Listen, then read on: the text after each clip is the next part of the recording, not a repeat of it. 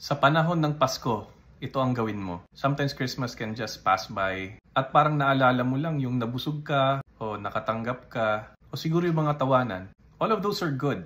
But how can you really make Christmas more meaningful? Gusto kong magbahagi ng 3 R's. First is reflection.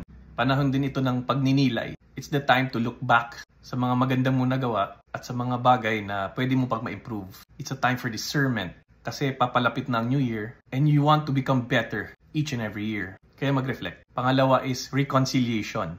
Reconciliation with God. Mangumpisal tayo, magsimba tayo.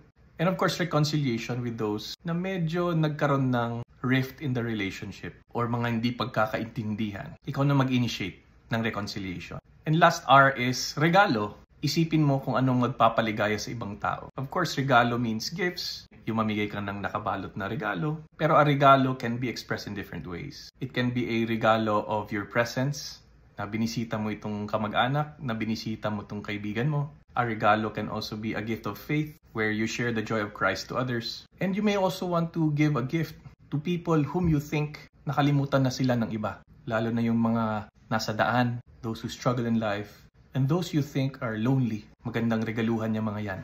My prayer for you is that you have the best Christmas and New Year ever.